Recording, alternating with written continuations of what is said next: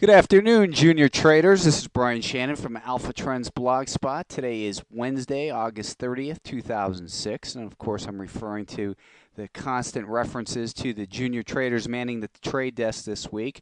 And you know, what better way to insult your your viewers than to call the people there pushing prices higher juniors? I'm not personally offended by it. I find it quite amusing. But the fact of the matter is the market continues to act very strong. Low volume, high volume, irrelevant. Again, the volume is relative to the event. Here we have the SMH, the semiconductor holders, which I've been stating I thought would lead the rest of the market higher as well. They broke out yesterday past this recent level of resistance. They made a higher high past the the post PPI rally or whatever you want to call it. It pulled back on light volume to the rising 10-day moving average, and the market's doing what it's supposed to do. Now, the semiconductors here are a little bit extended to the upside. Doesn't mean they can't keep going. I think though that the next potential likely area of resistance is going to be up near $35 a share. I would be very careful here chasing these stocks higher though. A lot of stocks that looked like they were due for a breakdown actually in the semiconductor group turned right around. Lam Research is one that I'm thinking of in particular. But the market finished another positive day. There was great volume in the semiconductors. However, when you look at the Qs, we did see the volume dry up a little bit, and the market, although it printed a higher high intraday, it did, this high over here was 38.98. Today we saw 39.03. So we did have an intraday higher print. However, the market closed at 38.91. Still, though, a very impressive close considering that it was just us junior traders here. Okay, I'll quit referring to that.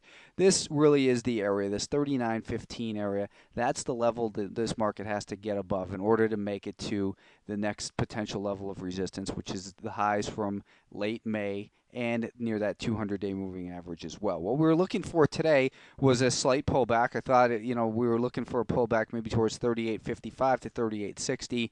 The low today was 38.60, so we did have a pullback, and the market continues to act strong. We've got the short-term moving average above the intermediate-term moving average, above the longer-term moving average. So it continues to act good after yesterday's shakeout in here, and there's no reason to think that it's going to turn around. Where I would say the most important support is right now is probably that 38.60 level. So breaking below there, then I would be a little bit concerned. We'll see what happens, but price action continues to be bullish as the market follows the bullish script. It's doing what it's supposed to do in an uptrend. And if you're still thinking, this market rally is not for real because of low volume or whatever, you got to wake up and listen to prices, because prices are what matters, not what they say in the on television or in some of the mainstream media. Those people are reporters. You have to understand that. There's a lot different.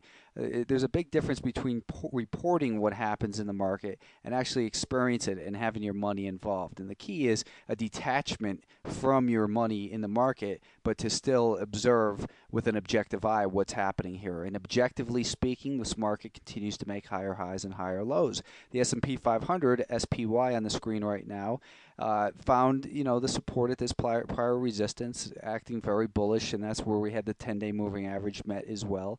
And today we had a red candle, meaning the close was lower than the open, but it was still closing higher than yesterday's close. So still a positive session. Maybe buyers are getting a little bit tired here, and I would expect there to be even less volume tomorrow. And of course, Friday is going to be pretty much a non-event, I believe.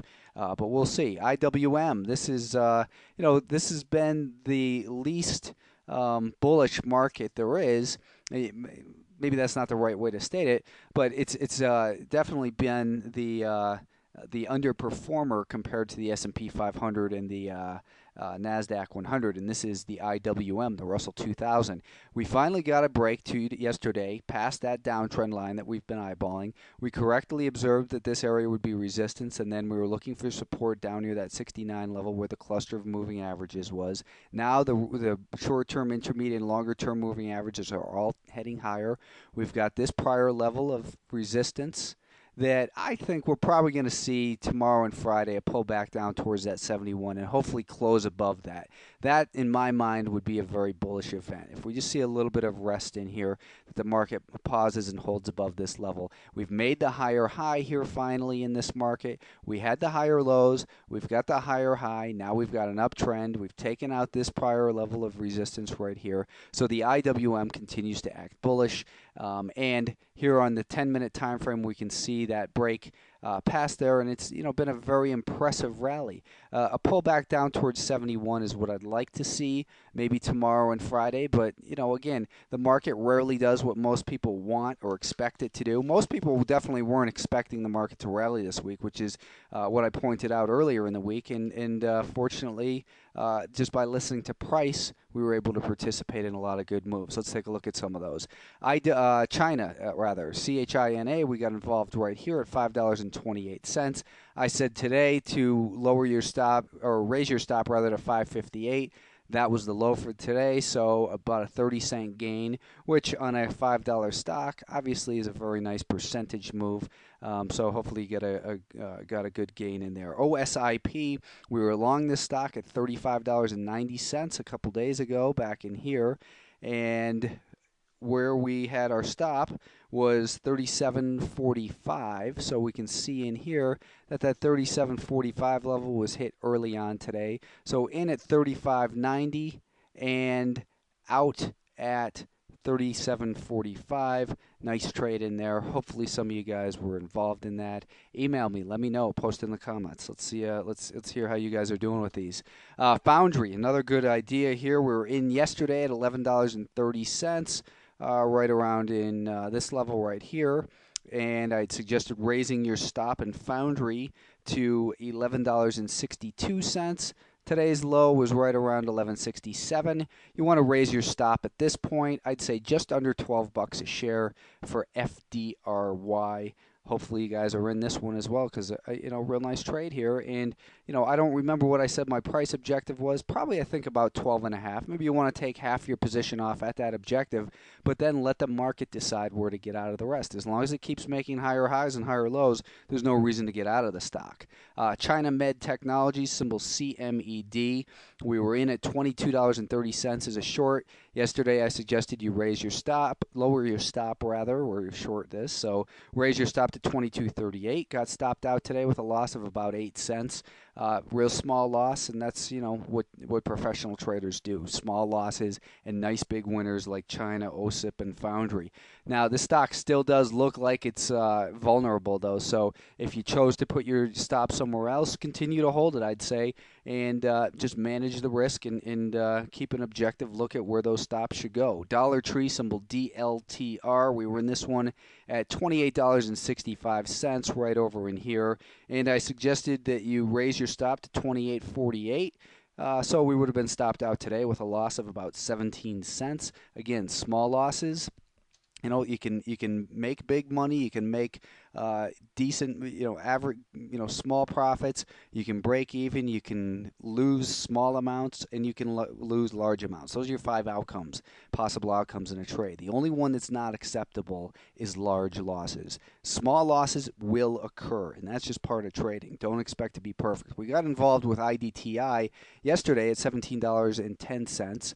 Right in here. We weren't stopped out of it. We had raised our stop to 17.02, and now I would say that you probably want to raise that stop up a little bit. I wouldn't give it too much below, let's say this moving average right here. Let's say about $17.15. So no reason to take a loss on this if it drops back down, but let's give it the benefit of the doubt to the buyers. It's in an uptrend, and it still acts good. We were short Halliburton yesterday at 33.25, and our stop was 33.71. That stop was not hit today. Let's take a look and see, what was this high? This high was 33.66. So now the stock is starting to drop lower. I would say that your worst case stop goes up here at about $33.39, giving you about 14 cents risk at this point. And with continued weakness in oil, although it firmed up a little bit today, this stock in particular looks like one of the more bearish oil plays out there, this Halliburton HAL. So I would, give that one a little bit of room. Maybe something good can happen, but don't get locked into the belief that it's, that it has to fall just because oil's falling. A lot of times the stocks trade, opposite of what the underlying commodity is actually doing. So listen to the message of the stock. Don't trade oil stocks based on what oil is doing. Trade oil stocks based on what the oil stock is doing. Broadwing, we were in yesterday at $11.53, and we got stopped out today with a loss of about 20 cents rather, as it traded down through our stop at $11.33. Form, F-O-R-M, FormFactor. This is one I said it's it's a choppy stock. I said you only want to buy it if it pulls back to 46. The low in there today was 46.05, and I know I got one emailer that said, hey, I was waiting for the pullback to 46.05. The point was, don't get so caught up in a precise number on that pullback. Maybe it's more the 46, the 46 area, and then buy the strength, buy the breakout on the strength after we've seen a small shakeout like we did in here. We saw that little shakeout. We didn't want to chase the initial strength. We wanted to see a shakeout and then the resumption of strength. Realistically, the stock probably should have been bought right about here, 46.75, and our target was $49 a share. Hopefully some of you were involved in that one, because this is a beautiful play here. The stock is trading up at year highs, up at multi-year highs, and in fact looks like all-time highs for FormFactor.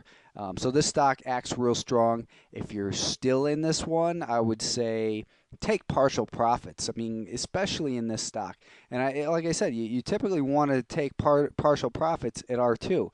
Well, it just smoked R2, but it doesn't mean it's not a good strategy to take partial profits there. At this point, I would say take partial profits, put the rest of your stop under about 48.55. So that's about a 90-cent risk. But then again, we've got a nice large gain locked in here, even if it does go down and take that level out. NUHC. This was New Horizons. We're looking for this one to trade above the recent resistance right here, $13.55. Our target was 15, so it's well on its way towards that 15 target. There was a good opportunity to buy this stock here this morning. Right now, if you're still in the stock, I would say that, here again is R2, and you can see it slow down in there, but then it just smoked it as well. Junior traders are just, they don't really know what they're doing, so they're just pushing these stocks higher. Next week, when the real traders, I'm kidding, of course, never mind all that. But I would say right now you want to put your stops about $14.20 on NUHC. That would lock in a profit of about, what would that be, 65 cents if you're to get stopped out down there, so still a nice move. And then lastly, we had SUNH, and this is Sun Healthcare. We wanted to buy it between 10.10 and 10.18, and you can see the low in here today was, let's take a look at here, 10.18. So hopefully you had your bid in there at 10.18 and got filled. If you're in the stock still, I'd say your stop goes below $10.42. So altogether, I'd say $10.39 on SUNH, and still looking for a test of that $11 level. So today was another great day for the bulls. Don't listen to those people on television.